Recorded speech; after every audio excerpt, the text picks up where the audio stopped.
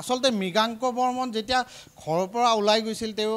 দেউতাক মাত লগাই গৈছিলে তাৰ পিছতে তেওঁ কৈছিলে দেউতাকক যে মই গুৱাহাটীলৈ মই টকা আনিব যাম কিছু টকা মই পাব আছো আৰু এই কথা কোৱা নাছিলে আচলতে তেওঁ কি কাৰণে গুৱাহাটীত তেওঁ যে কিবা এটা কাৰণত তেওঁ যাব সেই বিশেষ কথাটো হয়তো কোৱা নাছিলে এটাই কথা কৈছিলে যে তেওঁ টকা আনিব যাব সেই কথাখিনি দেউতাকক কৈ গৈছিলে আৰু পৰহি তেওঁ ৰাতিপুৱা ওলাই গৈছিলে তেওঁ চাৰিচকীয়া বাহনখনৰ সৈতে তেওঁ গুৱাহাটীলৈ বুলি ওলাই গৈছিলে আৰু তাৰ পিছত গড়চুকত এই যি নাৰকীয় হত্যাকাণ্ড এই সংঘটিত হ'ল এই হত্যাকাণ্ডৰ বলি হ'ল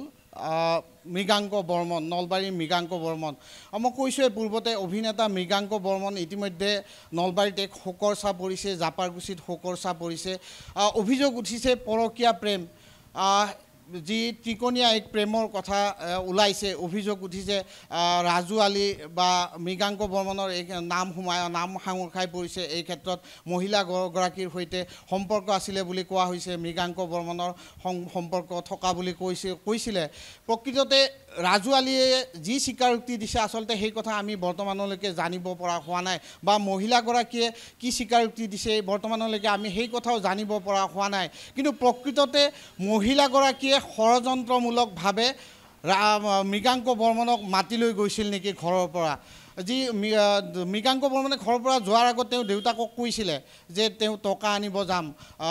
এঠাইত তেওঁ টকা পাব আছে টকা তেওঁ আনিবলৈ যাব গুৱাহাটীলৈ যাব সেই কথা কৈ দেউতাকক কৈ ঘৰৰ পৰা ওলাই গৈছিলে অতি দুখীয়া পৰিয়ালৰ আছিলে মৃগাংক বৰ্মন তেওঁৰ ঘৰত দেউতা আছে মা আছে আৰু এগৰাকী ভগ্নী আছে শেহতীয়াভাৱে মৃগাংক বৰ্মনৰ বিবাহৰ দিনো বিবাহৰ ক্ষেত্ৰতো কিছু আগবঢ়া বুলি আমি জানিব পাৰিছিলোঁ যোৱাকালি আমি এই কথাও আমি জানিব পাৰিছিলোঁ তেওঁ বিবাহৰ ক্ষেত্ৰত কিছু যোজা চলাইছিলে কিছু প্ৰস্তুতি চলাইছিলে কিন্তু হয়তো সেয়া সম্ভৱ হৈ নুঠিল সময়ত সম্ভৱ হৈ নুঠিল নিয়তিৰ নিষ্ঠুৰ পৰীক্ষা মৃত্যুৰ কলাত শুই পৰিল মৃগাংক বৰ্মনক হত্যা কৰা হ'ল ষড়যন্ত্ৰমূলকভাৱে হত্যা কৰা হ'ল এই অভিযোগ উঠিছে ইতিমধ্যে নলবাৰী জিলাত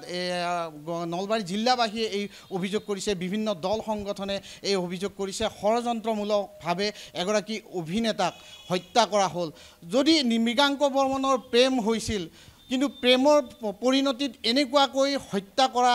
হ'ল নেকি কিয় এনেধৰণে নাৰকীয়ভাৱে হত্যা কৰা হ'ল এগৰাকী নাৰীয়ে কেনেধৰণে তেওঁক মাতি লৈ গৈছিলে তেওঁক সঁচাকৈ মৃত্যুৰ বাবে তেওঁক এনেধৰণে হত্যা কৰাৰ বাবে তেওঁক এনেধৰণে মাতি লৈ গৈছিল নেকি ঘৰৰ পৰা তেওঁক হত্যা কৰাৰ এক ষড়যন্ত্ৰ ৰচনা কৰিছিল নেকি ৰাজু আলীৰ সৈতে হয়তো এক পৰিকল্পিত হত্যাকাণ্ড বুলি ইতিমধ্যে নলবাৰীবাসীয়ে পূৰ্বতেও কৈছে কালিও এই কথা কৈছে নলবাৰীৰ বিভিন্ন দল সংগঠনেও এই কথা বাৰম্বাৰ কৈ আহিছে নলবাৰী যি তেওঁৰ গাঁওবাসীয়ে কৈ আহিছে তেওঁৰ পৰিয়ালে কৈ আহিছে তেওঁ কোনো ক্ষেত্ৰতে তেওঁক জড়িতই হ'ব নোৱাৰে প্ৰেমৰ ক্ষেত্ৰত তেওঁ জড়িত হ'ব নোৱাৰে তেওঁ কৈছে যি স্থানীয় গাঁওবাসীয়ে আমি যেতিয়া পৰহি আমি সেই গাঁও মৃগাংক বৰ্মনৰ ৰাতিপুৱা আমি ঘৰত গৈছিলোঁ যোৱাকালি আমি ৰাতিপুৱা ঘৰত গৈছিলোঁ মৃগাংক বৰ্মনৰ বাসগৃহত আমি গৈ পোৱা নাছিলোঁ যদিও আমি তেওঁ সেই আমি যেতিয়া উপস্থিত হৈছিলোঁ আমি তেওঁৰ বাসগৃহত প্ৰৱেশ কৰা নাছিলোঁ যিহেতু মৃগাংক বৰ্মনৰ মৃত্যু হোৱা কথা সেই পৰিয়ালক খবৰ দিয়া হোৱা নাছিল আমি স্থানীয় লোকৰ সৈতে কথা পাতিছিলোঁ মৃগাংক বৰ্মন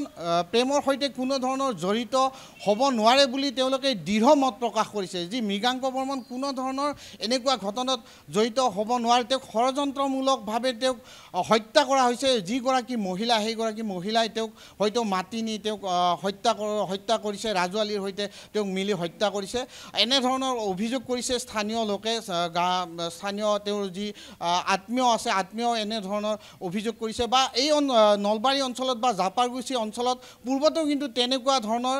যি প্ৰেমজনিত ঘটনা মৃগাংক বৰ্মনৰ ক্ষেত্ৰত কিন্তু কোনো ধৰণৰ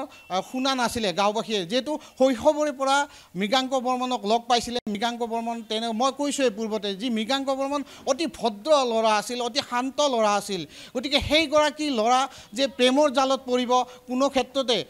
পৰিয়াল গাঁওবাসী বা জিলাবাসীয়ে কোনো ক্ষেত্ৰতে তেওঁৰ লগৰ বন্ধু বান্ধৱীৰ ক্ষেত্ৰতো কিন্তু তেওঁ বন্ধু বান্ধৱীও কিন্তু এই কথা মানি ল'ব নোৱাৰে